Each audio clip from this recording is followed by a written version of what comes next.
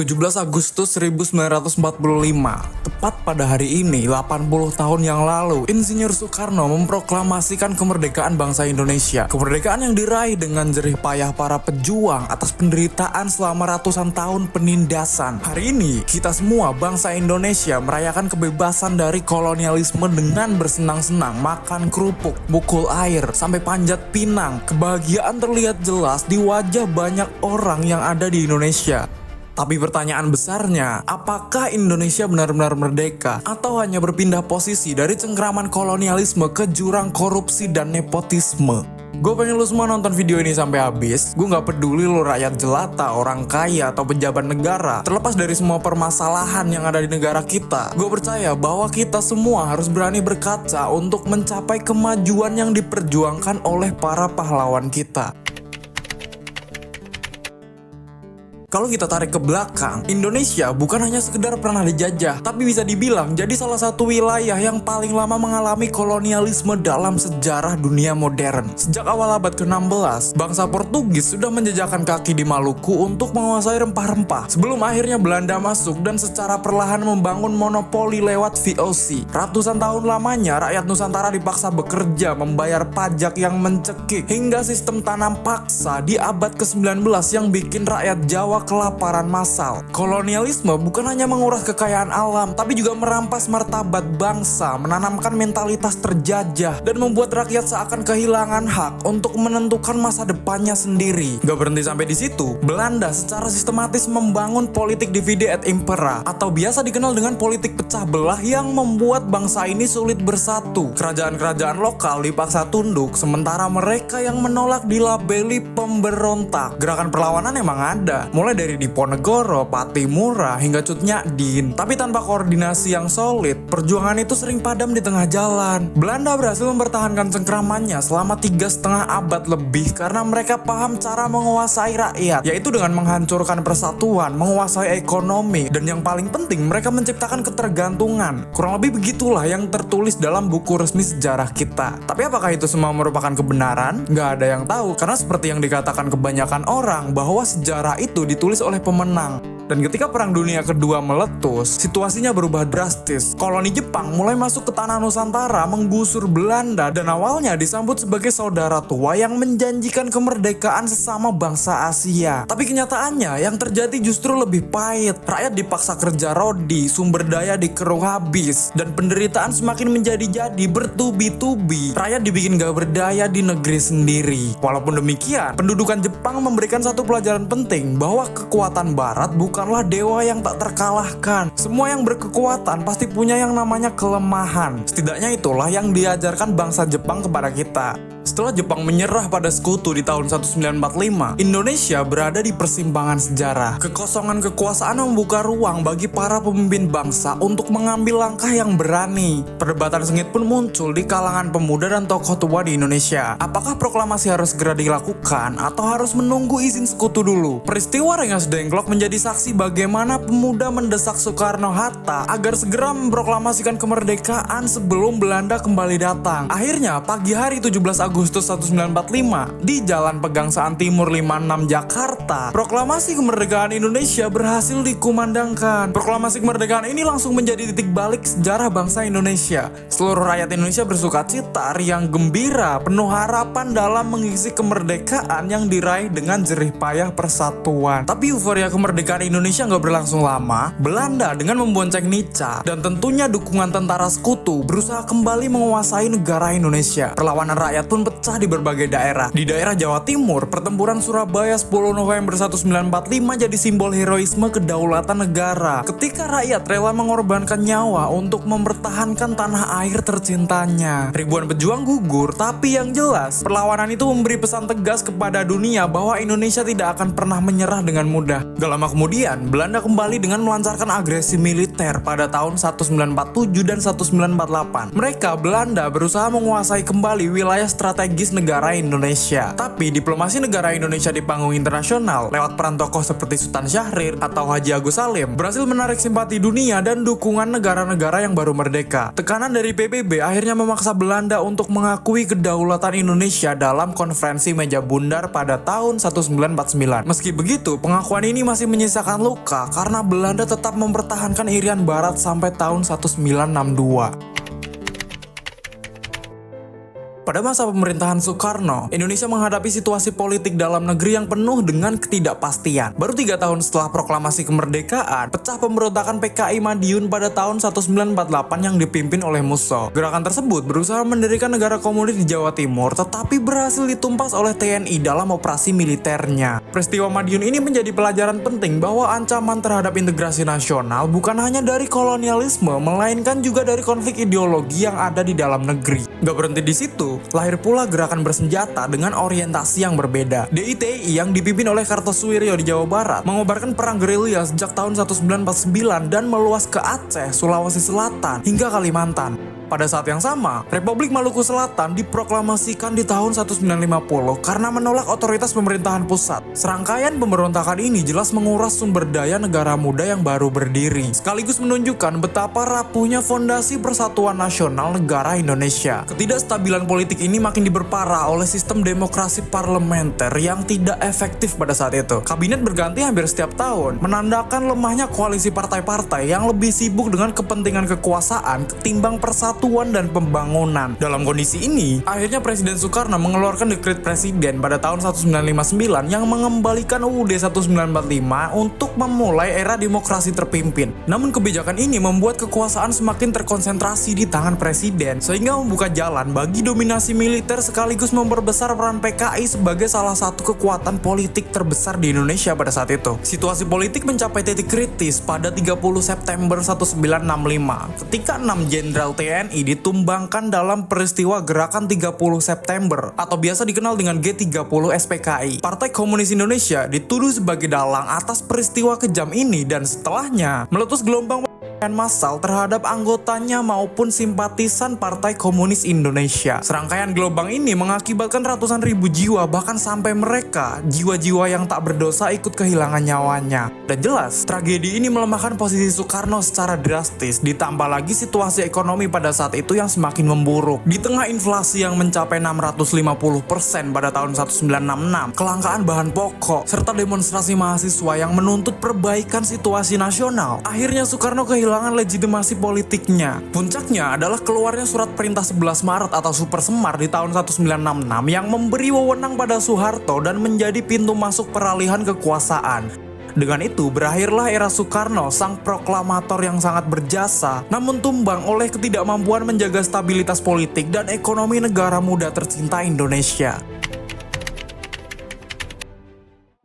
Setelah kegagalan demokrasi terpimpin di era Soekarno, Soeharto muncul sebagai sosok penyelamat bangsa dengan membawa jargon Orde Barunya. Di awal pemerintahannya, Soeharto berhasil menarik simpati rakyat melalui janji stabilitas politik dan pembangunan ekonomi yang merata. Dan memang harus diakui, dekade pertama Orde Baru menjadi masa yang disebut sebagai keemasan bagi banyak orang. Di masa ini, harga bahan pokok stabil, swasembada beras tercapai pada tahun 80-an. Bahkan pembangunan dan pendidikan mulai berjalan dengan maksimal. Citra Soeharto sebagai bapak pembangunan bukan muncul tanpa alasan, melainkan hasil dari keberhasilan awal pemerintahannya membangun pondasi ekonomi yang sempat hancur di era sebelumnya. Namun di balik stabilitas itu, ada ongkos yang sangat mahal untuk mencapai itu semua. Kebebasan politik dibungkam, partai politik dipaksa melebur cuma jadi 3 doang, aktivitas jurnalistik diawasi dengan ketat, dan siapapun yang berani bersuara kritis bisa dicap subversif. Tidak sedikit aktivis, mahasiswa, bahkan wartawan yang mengalami intimidasi hingga penghilangan paksa di era ini. Demokrasi yang seharusnya berkembang setelah kemerdekaan justru dipelintir menjadi demokrasi semu, di mana Golkar selalu menang telak di setiap pemilu. Semua itu terjadi bukan karena rakyat sepenuhnya mendukung, melainkan karena sistem yang memang sudah direkayasa agar kekuasaan tetap terkonsentrasi di tangan Soeharto dan kroni-kroninya. Di sisi lain, era Orde Baru juga menjadi ladang subur bagi korupsi, kolusi, dan nepotisme. Anak, menantu, hingga kerabat Soeharto mendapatkan akses istimewa dalam bisnis besar di negara Indonesia. Dari monopoli cengkeh, perminyakan, perbankan, sampai telekomunikasi. Keuntungan ekonomi negara lebih banyak dinikmati oleh segelintir elit, sementara rakyat kecil hanya diberi janji stabilitas semata. Celakanya, masyarakat terbuai dengan propaganda pembangunan yang ditayangkan di televisi setiap harinya. Seolah-olah Indonesia benar-benar menuju masa kejayaan, padahal di bawah permukaan kesenjangan sosial makin lebar, ketidakadilan makin terasa, dan rakyat kecil makin sengsara. Puncak dari itu semua meledak di tahun 1997 sampai 1998. Ketika krisis moneter Asia mengguncang segala sisi kehidupan rakyat Indonesia, rupiah anjlok, harga-harga meroket, dan utang luar negeri semakin tinggi. Rakyat yang selama ini diam akhirnya tak tahan lagi. Demonstrasi mahasiswa pun pecah di mana-mana dengan tujuan menuntut reformasi serta penghapusan korupsi, kolusi, dan nepotisme yang ada di jantung bangsa. Peristiwa kerusuhan Mei 98 yang diwarnai dengan tragedi kemanusiaan seperti penjarahan massal hingga kekerasan terhadap etnis Tionghoa. Rangkaian tragedi ini menjadi titik balik bagi sejarah bangsa Indonesia. Rezim yang dulunya disebut kokoh akhirnya runtuh oleh tekanan rakyat sendiri. Di tanggal 21 Mei 98, Soeharto dengan terpaksa mengundurkan diri setelah 32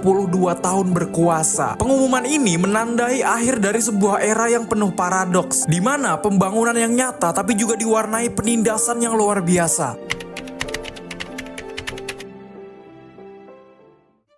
Setelah lengsernya Soeharto, bangsa ini masuk ke masa yang penuh dengan ketidakpastian. Semua mata tertuju pada sosok yang sebelumnya nyaris tak pernah dipandang sebagai calon presiden. Sosok ilmuwan jenius bernama Baharudin Yusuf Habibie. Banyak yang awalnya skeptis melihat sosok ini hanya sebagai orang dekat Soeharto yang kebetulan sedang berada di jalur suksesi. Namun, kejutan datang ketika ia justru berani mengambil langkah reformasi yang tak terpikirkan oleh rezim sebelumnya. Ia berani membebaskan tahanan politik, mencabut belenggu sensor media, hingga membuka ruang demokrasi yang telah lama dikunci oleh penguasa sebelumnya. Dalam hitungan bulan, atmosfer politik Indonesia berubah drastis, seolah pintu yang lama disegel akhirnya dibuka selebar-lebarnya. Habibie kemudian melangkah lebih jauh dengan melakukan reformasi struktural. Ia menghapus sistem Partai Tunggal Pancasila, memberi kebebasan masyarakat untuk mendirikan partai politik baru, dan merancang pemilu 99 yang akhirnya diikuti oleh puluhan partai. Di balik semua itu, Presiden Habibie juga menyiapkan fondasi desentralisasi melalui Undang-Undang Otonomi Daerah, sebuah kebijakan yang hingga kini masih membentuk wajah pemerintahan Indonesia. Dalam waktu singkat, ia meletakkan dasar bagi sebuah demokrasi yang lebih terbuka. Perubahan ini menunjukkan bahwa meski ia naik ke tampuk kekuasaan dengan cara yang tak terduga, keberaniannya dalam melangkah justru menjadikannya salah satu tokoh kunci dalam proses reformasi bangsa Indonesia. Namun, tidak semua kebijakan Habibie menuai pujian. Keputusannya dalam menyelenggarakan referendum di Timur Timur menjadi titik paling kontroversial dalam masa pemerintahannya. Langkah ini dipuji komunitas internasional karena menunjukkan komitmen pada hak menentukan nasib sendiri. Tapi di dalam negeri, ia dianggap terlalu gegabah melepas wilayah yang sudah puluhan tahun masuk dalam pangkuan Indonesia. Ketegangan semakin terasa ketika hasil referendum memenangkan opsi merdeka sehingga Timur Timur resmi berpisah dari Indonesia. Bagi sebagian kalangan, keputusan ini menodai citra Habibie, tapi bagi yang lain, keputusan itu adalah simbol keberanian untuk menghadapi realitas, sekalipun realitas tersebut pahit rasanya.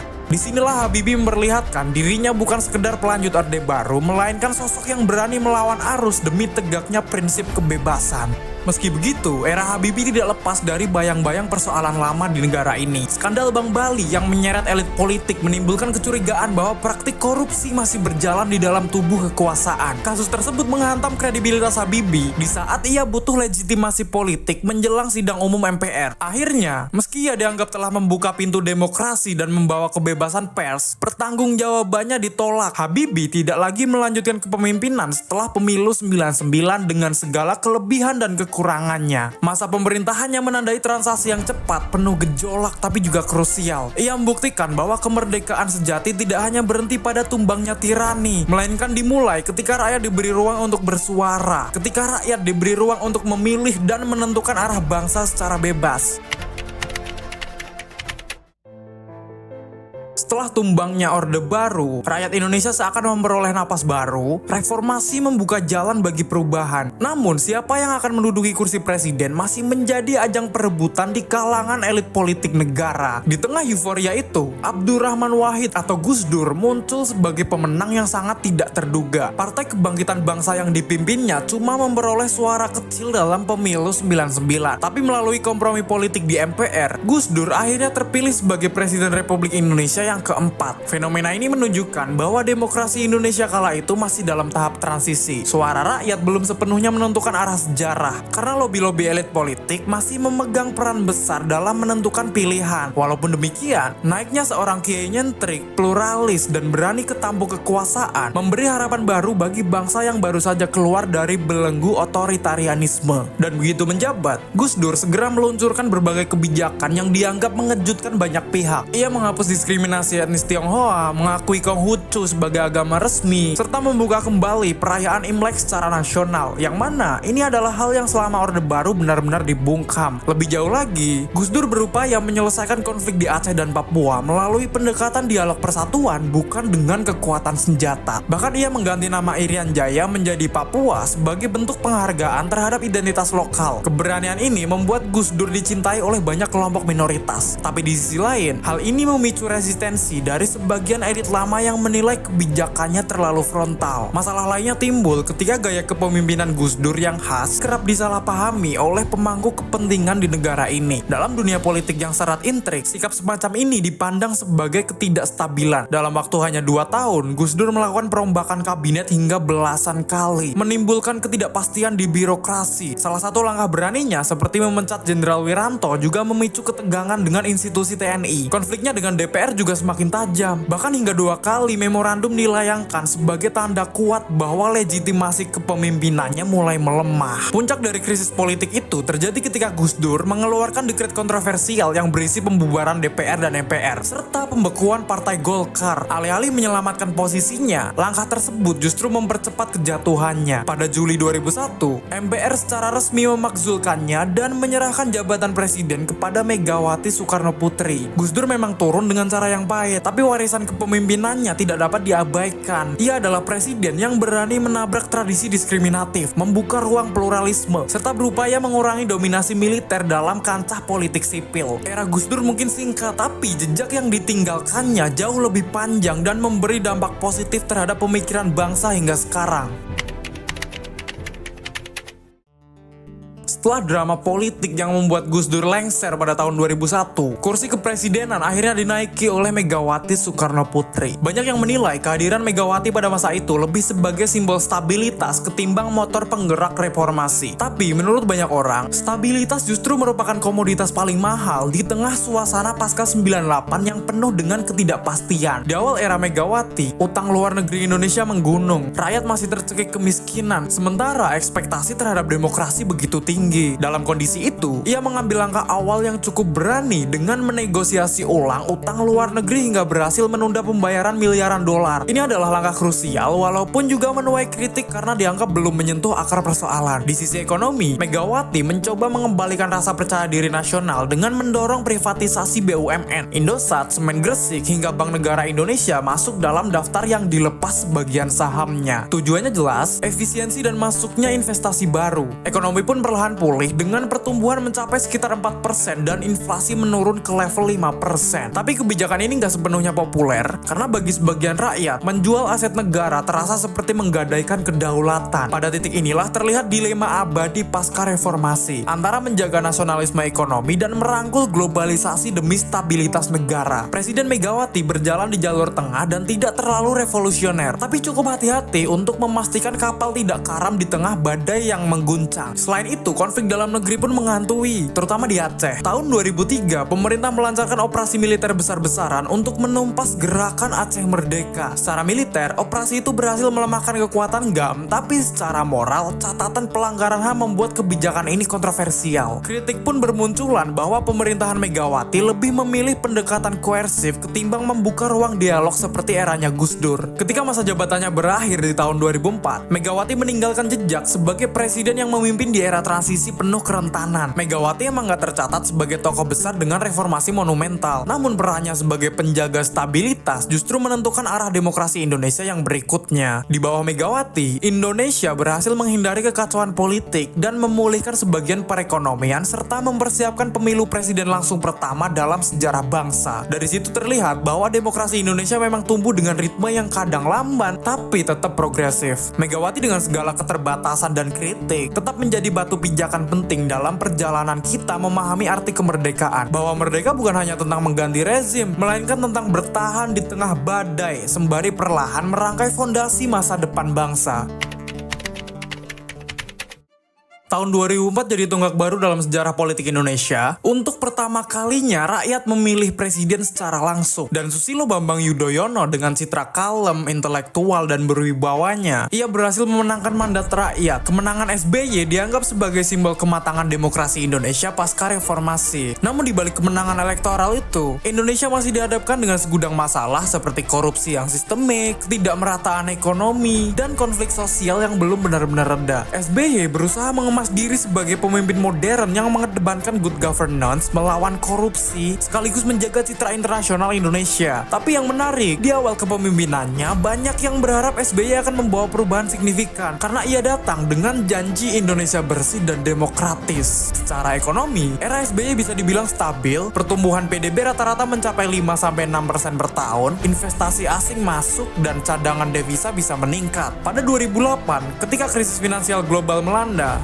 Indonesia justru mampu bertahan dengan pertumbuhan positif. SBY sering mendapat credit point sebagai manajer ekonomi yang baik berkat kebijakan makro yang sangat hati-hati. Namun di balik angka-angka itu, masalah mendasar tidak sepenuhnya terselesaikan. Ketimpangan sosial makin melebar, angka kemiskinannya emang menurun, tapi masih menyisakan jutaan rakyat yang hidup dengan penghasilan di bawah garis layak. Dan industri nasional tetap kalah bersaing dengan produk impor yang membanjiri pasar Indonesia. Singkatnya, stabilitas tercapai, tapi transformasi struktural yang diharapkan banyak pihak tidak kunjung datang. 10 tahun masa SBY pada akhirnya meninggalkan warisan yang beragam. Di satu sisi, ia berhasil menancapkan citra Indonesia sebagai negara demokratis terbesar ketiga di dunia, menjaga pertumbuhan ekonomi, dan memperkuat diplomasi internasional. Namun di sisi lain, era ini juga menegaskan bahwa demokrasi tidak otomatis menyelesaikan masalah struktural bangsa. Korupsi tetap merajalela, kemiskinan masih mengakar, dan praktik politik uang semakin menjadi-jadi. Warisan SBY ini bisa dibaca sebagai potret khas transisi demokrasi, yaitu kuat dalam prosedur tapi lemah dalam substansi. Dari sini kita kembali diingatkan bahwa kemerdekaan sejati tidak hanya soal memilih pemimpin lewat kotak suara, melainkan soal membangun sistem yang adil, transparan, dan berpihak pada rakyat kecil, sesuatu yang masih terus diperjuangkan sampai sekarang.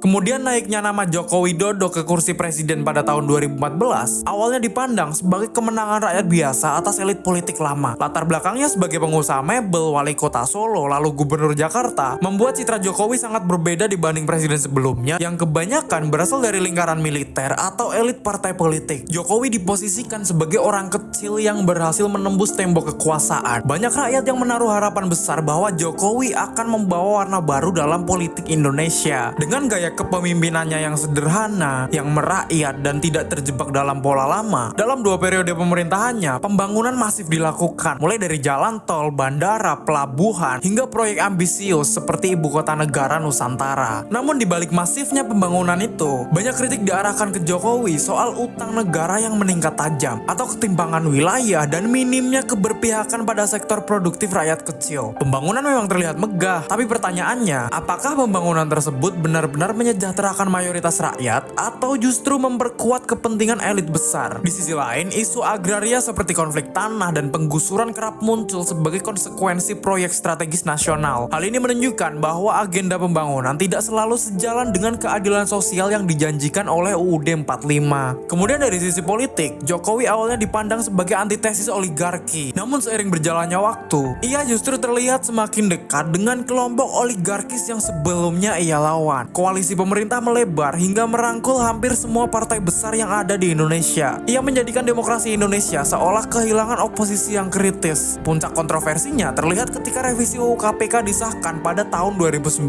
Hal ini dianggap banyak pihak sebagai pelemahan lembaga pemberantasan korupsi negara. Gelombang protes mahasiswa meledak di berbagai kota, menandakan kekecewaan publik terhadap arah demokrasi di bawah era Jokowi. Nggak lama setelah itu muncul polemik RKUHP dan UU Cipta Kerja yang dipandang yang lebih berpihak pada kepentingan elit ketimbang kepentingan rakyat kecil. Dalam konteks ini, demokrasi Indonesia makin terasa prosedural. Rakyat tetap bisa milih, tapi substansi kebijakan banyak ditentukan kompromi sebagian elit. Memasuki akhir masa jabatannya, Jokowi juga menuai kritik tajam soal dinasti politik setelah putra sulungnya Gibran Rakabuming Raka maju sebagai cawapres dalam Pilpres 2024 melalui putusan kontroversial Mahkamah Konstitusi yang dipimpin iparnya sendiri. Bagi sebagian orang, ia dianggap sebagai presiden terburuk dalam menjalankan demokrasi. Ini juga menguatkan anggapan bahwa kekuasaan semakin terpusat dan diwariskan. Jokowi yang dulunya simbol harapan rakyat biasa, akhirnya dipandang sebagian kalangan justru mengukuhkan pola lama oligarki dengan wajah baru. Warisan pemerintahannya memang besar, tapi meninggalkan pertanyaan kritis. Apakah Indonesia melangkah menuju kemerdekaan yang substantif, atau justru semakin terjebak dalam jaring oligarki modern?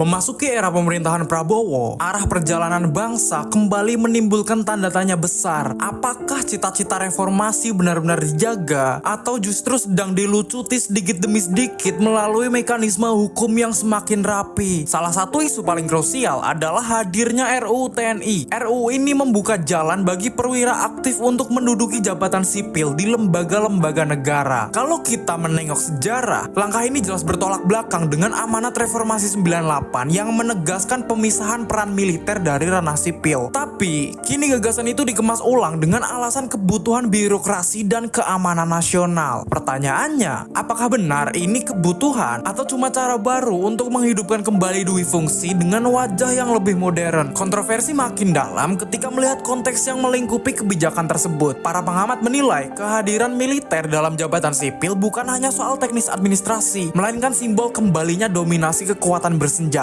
dalam kehidupan publik. Kritik keras datang dari para aktivis, akademisi, sampai mantan tokoh reformasi yang menyebut kebijakan ini sebagai pengkhianatan terhadap semangat demokratisasi. Dengan RUU TNI, ada kekhawatiran bahwa lembaga-lembaga sipil akan kehilangan independensinya, digantikan oleh struktur yang lebih patuh pada garis komando militer. Bagi masyarakat yang pernah merasakan Orde Baru, kebijakan ini jelas terasa seperti bayangan lama yang datang kembali dalam bentuk yang lebih modern. Dan gak berhenti sampai di situ, RUU Polri pun menambah keruh situasi negeri ini. Alih-alih memperkuat akuntabilitas, revisi yang diajukan justru dianggap memperlebar ruang kekuasaan Polri tanpa kontrol yang memadai. Padahal, catatan pelanggaran dan penyalahgunaan wewenang aparat masih segar di ingatan publik. Publik mulai khawatir bahwa hukum akan makin tajam ke bawah tapi tumpul ke atas. Disinilah letak kepentingannya. Ketika institusi yang seharusnya menjadi penjaga keadilan justru punya peluang lebih besar untuk mengaburkan batas hukum demi kepentingan internalnya. Jika kita tarik ke garis yang lebih luas, kebijakan militerisasi di era Prabowo ini bukan sekedar soal siapa duduk di kursi jabatan, melainkan soal arah besar demokrasi Indonesia. Ada gejala bahwa demokrasi sedang bergerak mundur, bergeser ke model otoritarianisme baru yang lebih terstruktur. Sejarah seakan diputar ulang. Rakyat dulu berjuang menumbangkan Orde Baru demi kebebasan sipil. Namun kini, 2 dekade lebih setelah reformasi, bayang-bayang kekuasaan otoriter muncul lagi dengan cara yang lebih halus. Pertanyaan yang tersisa, apakah bangsa ini benar-benar merdeka atau justru sedang jatuh ke dalam siklus lama dengan wajah baru yang lebih menyesatkan? Jika kemerdekaan hanya dipahami sebatas bebas dari kolonialisme asing, maka jawabannya jelas, Indonesia sudah lama merdeka. Tapi jika merdeka berarti terbebas dari segala bentuk penindasan, segala bentuk ketidakadilan, dan dominasi kekuasaan yang menindas rakyat, maka jawabannya masih menggantung. Dari era Orde Lama yang dipenuhi konflik ideologi, Orde Baru yang dibungkus stabilitas semu, hingga reformasi yang seringkali mandek di jalan buntu, kita melihat pola yang sama, yaitu kekuasaan lebih sering menjadi alat melanggengkan kepentingan elit, bukan sarana memerdekakan rakyat banyak. Merdeka yang sejati seharusnya tercermin dalam kesejahteraan rakyat, tegaknya hukum tanpa pandang bulu, dan adanya ruang bagi masyarakat untuk bersuara tanpa rasa takut. Tapi yang kita lihat hari ini adalah ironi, korupsi merajalela, merajalela, ketimpangan sosial melebar, kebijakan lebih banyak menguntungkan segelintir elit, sementara rakyat kecil tetap berkutat dalam persoalan ekonomi yang sama sejak puluhan tahun lalu. Bahkan, demokrasi yang dulu diperjuangkan dengan darah dan air mata, kini dipertanyakan keotentikannya. Apakah ia masih menjadi alat milik rakyat atau udah berubah menjadi panggung sandiwara elit politik semata? Kemerdekaan bukan hanya seremoni tanggal 17 Agustus, bukan sekedar mengibarkan bendera atau menyanyikan lagu kebangsaan. Refleksi kemerdekaan adalah keberanian untuk bertanya dan menggugat, apakah sistem yang berjalan hari ini benar-benar berpihak pada rakyat atau justru melanggengkan kolonialisme dalam bentuk baru, kolonialisme yang dijalankan oleh bangsa sendiri.